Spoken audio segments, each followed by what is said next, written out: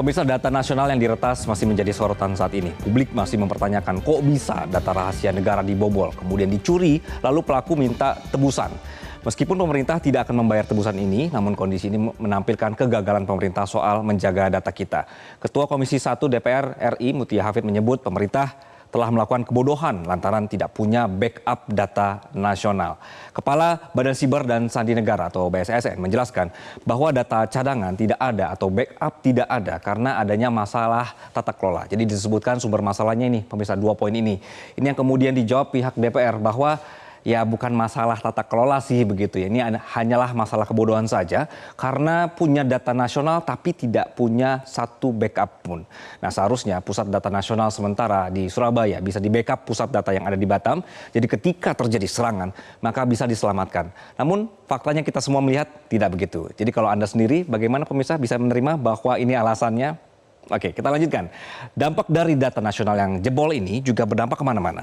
Selain pelayanan publik seperti yang paling terdampak kemarin adalah imigrasi dan bandara, daftar calon mahasiswa yang mendaftar Kartu Indonesia Pintar Kuliah atau KIPK juga hilang. Jumlahnya luar biasa, 800.000 nama yang sekarang juga menghilang. Kementerian Pendidikan, Kebudayaan, Riset, dan Teknologi atau Kemendikbudristek mengumumkan 47 domain layanan atau aplikasi di bidang pendidikan dan kebudayaan terdampak gangguan pusat data nasional karena diserang ransomware. Wakil Ketua Komisi 10 DPR, Dede Yusuf, bilang begini pemirsa, kita tampilkan.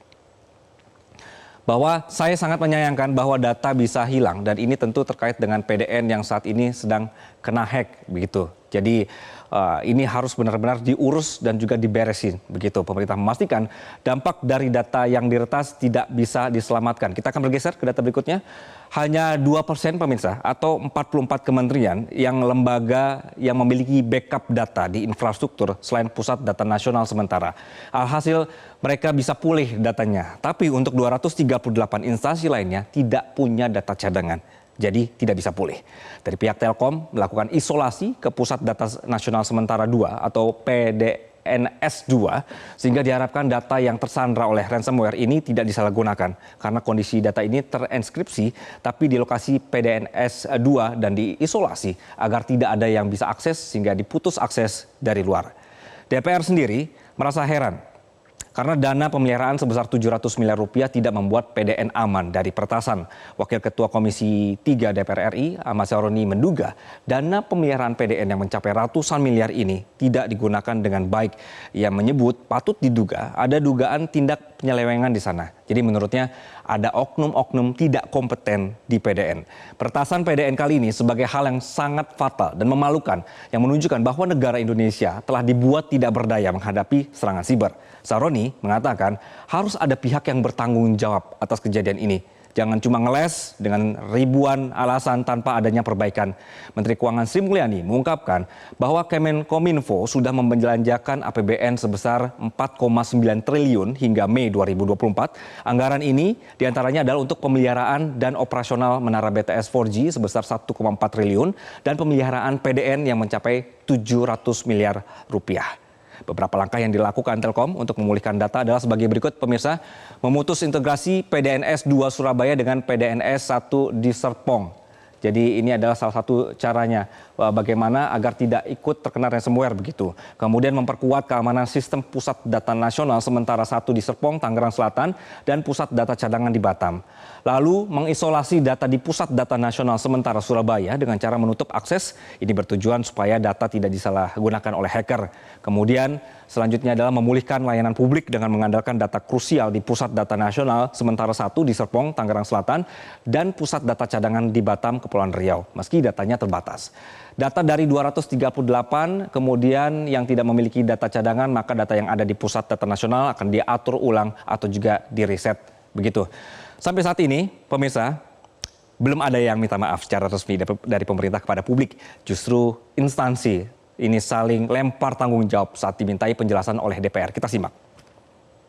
Kami melihat secara umum, mohon maaf Pak Menteri, permasalahan utama adalah tata kelola, ini hasil pengecekan kita, dan tidak adanya backup.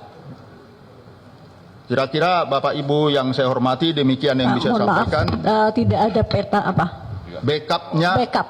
backupnya data yang di PDNS 1 Surabaya itu Di secara- masing-masing instansi kan ada di Batam. di Batam itu tidak sepenuhnya. Jadi kalau sebenarnya seharusnya kan itu DRC, Bu. DRC artinya apa data yang ada di Surabaya seharusnya itu harus ada di persis seperti itu juga di Batam. Jadi begitu misalnya ada gangguan misalnya di Surabaya nih, analognya hampir sama dengan mati listrik, hidupkan genset. Kira-kira gitu loh sebenarnya. Sesuai dengan- Interupsi Ibu, kenapa tidak ada?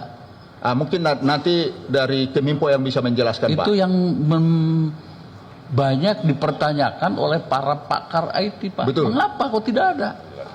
Begitu. Terima kasih. Ya, baik. Terima kasih. Nanti akan mungkin dijawab. Ranahnya Pak Keminfo Ya. yang Nanti akan menjawab. Jadi memang tidak ada maksud saling menyalahkan, tapi penjelasan kami adalah menyampaikan evaluasi sekaligus penjelasan bahwa Pak TB betul di sisi regulasi tadi saya sudah sampaikan, saya sudah akui kok ini regulasinya opsional untuk backup.